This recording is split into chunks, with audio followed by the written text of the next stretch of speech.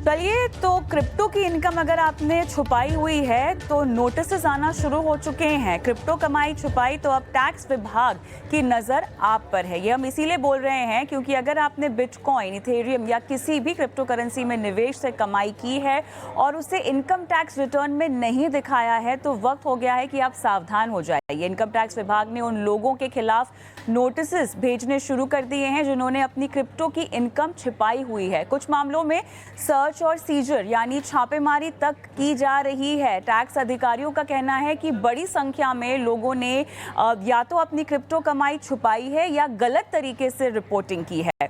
तो कई तरह के सवाल अब यहाँ पर खड़े हो रहे हैं। क्या आप पर भी टैक्स नोटिस आ सकता है अगर आप इस तरह की कमाई छुपाते हैं या कर रहे हैं?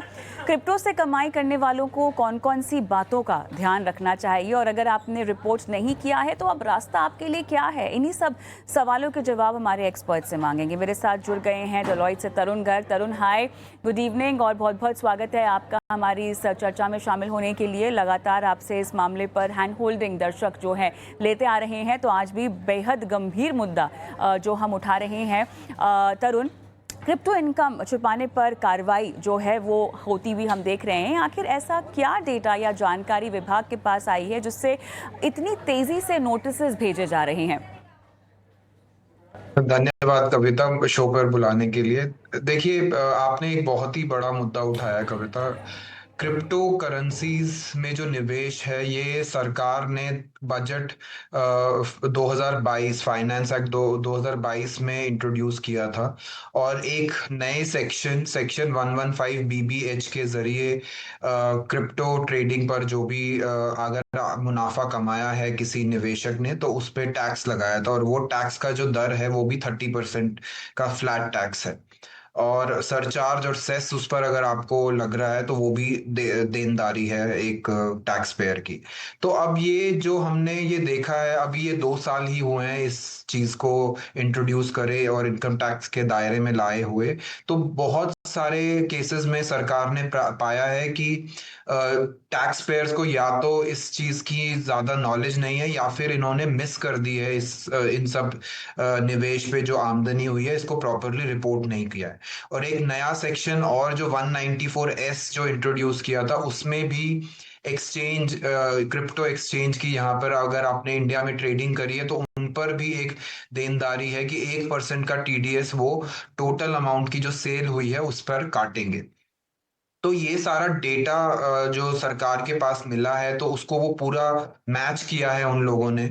और इससे जहां पर भी इनको ये पता चला है कि अगर किसी टैक्स पेयर ने प्रॉपरली अपनी इनकम टैक्स रिटर्न में रिपोर्ट नहीं किया है वहां पर ये सारी कार्रवाई की जा रही है। अगर आपने अभी जो थोड़ा पास्ट में भी देखा था, ऐसे ही फॉरेन एसेट के केसेस में हमने बहुत देखा था। एक बल्क नोटिस, बल्क ईमेल्स गई थी इनकम टैक्स के दफ्तर से कि ये हमें पता चला है कि आपने टैक्स रिटर्न में अपनी फॉरेन एसेट्स नहीं रिपोर्ट करी है या फिर फॉरेन सोर्सेज से जो आमदनी है उसको छुपाया है। तो वहां पर भी ये सरकार ने इस टाइप के नोटिसेस इश्यू किए थे। अब टैक्स पेयर पे है कविता ये कि वो अगर उनसे ये गलती से अगर ऑमिट हो गई है या इन्होंने प्रॉपरली रिपोर्ट नहीं करी है तो अपनी आयकर जो रिटर्न है उसको प्रॉपरली रिवाइज करें। एक और सेक्शन के जरिए 139(8)A में ये अपनी updated return ITR you file करें और इसको प्रॉपरली डिस्क्लोज तो करके जो भी टैक्स।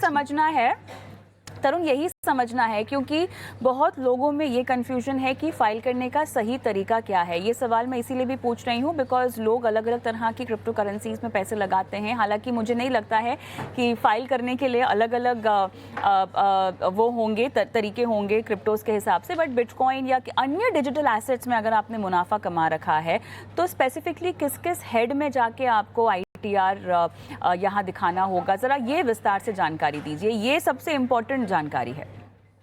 जी देखिए, पहली बात तो देखिए, अगर आपने भारतीय ये क्रिप्टो मतलब क्रिप्टो एक्सचेंज इंडियन अगर उसमें है और आपने ये निवेश किया है तो पहले तो आपको ITR 2 उसमें ये आपको डालनी पड़ेगी। और ये कैपिटल गेन्स का एक नॉर्मल पार्ट होता है बिकॉज अगर आप एक नॉर्मल ट्रेडर नहीं है और आपने बेसिकली एक ये जस्ट इन्वेस्टमेंट पर्पस के लिए रखा है और अगर आपको मुनाफा हुआ है तो स्ट्रेट 30% का टैक्स उस पर लगेगा और उसमें आपको सेल कंसिडर कंसिडरेशन आपको जो माइनस में जो आप कर सकते हैं, वो आपने जो खरीद पर जो उस पे जो पैसे दिए थे आप उस बिटकॉइन पे या इथीरियम पे, तो आप वो आप लेस कर सकते हैं। इसमें एक ध्यान देने वाली बात यह है कि आपको और कोई एक्सपेंस की डिडक्शंस बिल्कुल नहीं मिलेगी। तो आईटीआर फॉर्म का सही चुनाव करना एक बहुत इंपॉर्टेंट है। आईटीआर 1 आपके लिए बिल्कुल अप्लीकेबल नहीं होगी, आपको आईटीआर 2 में भरना पड़ेगा।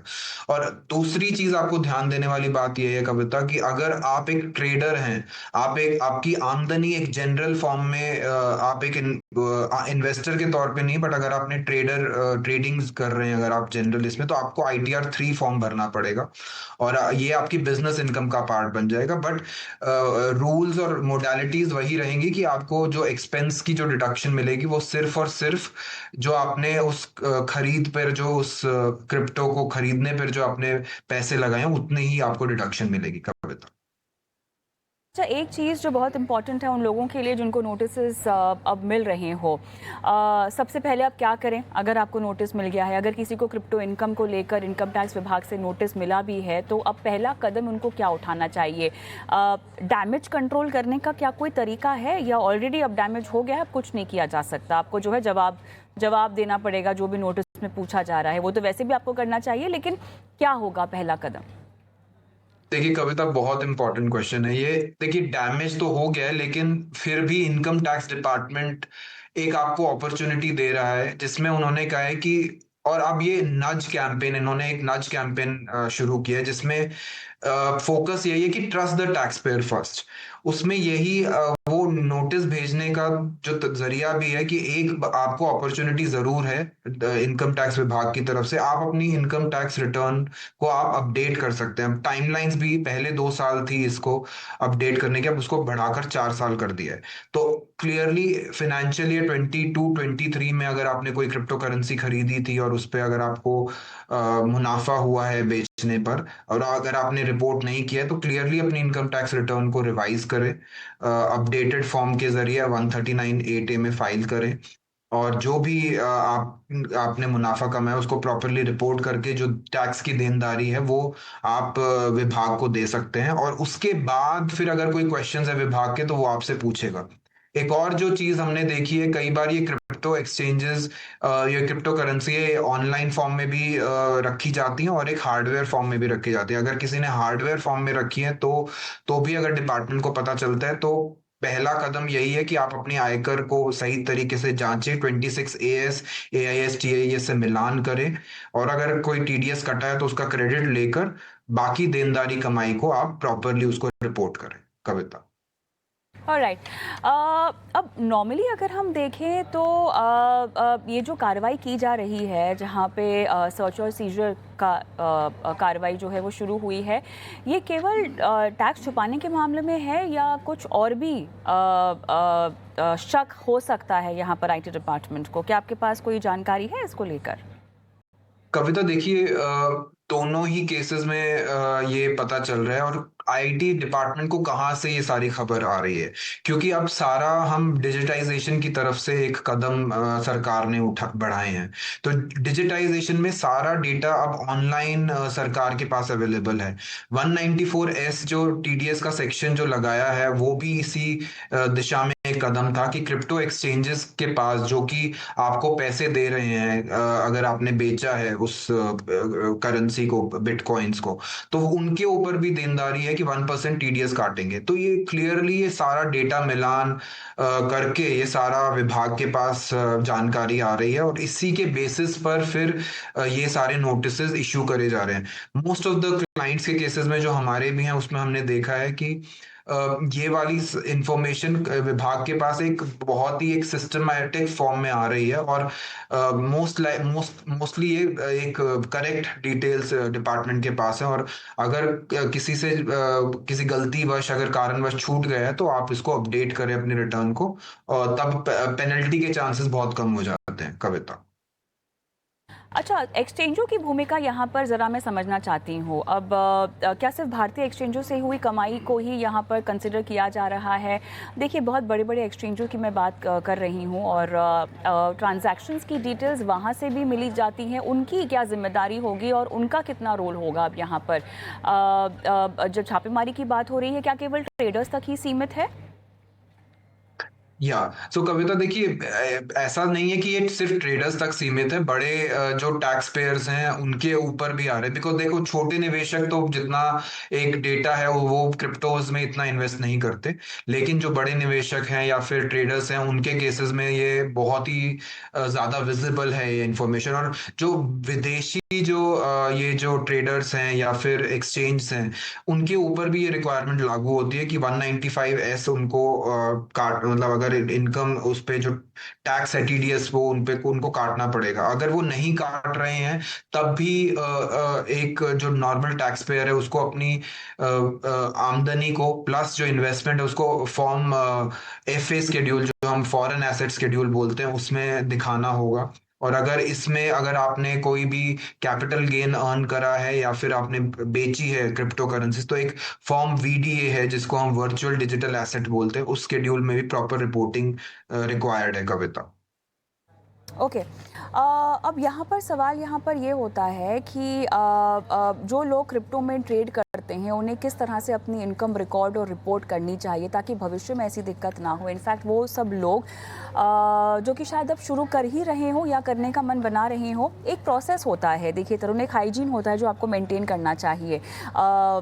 कमाई का लुत्फ आप उठा लेते हैं, लेकिन अब क्योंकि ये टैक्स के दायरे में भी आती है क्रिप्टो करेंसी, तो थोड़ा सा आपको संज्ञान में रखनी होंगी बातों को। तो वो आप कैसे रख सकते हैं? मान लीजिए इसी फाइनेंशियल ईयर से किसी ने शुरुआत की हो, क्या क्या मॉनिटरिंग, ट्रैकिंग, रिकॉर्ड कीपिंग, क्या क्या होना चाहिए?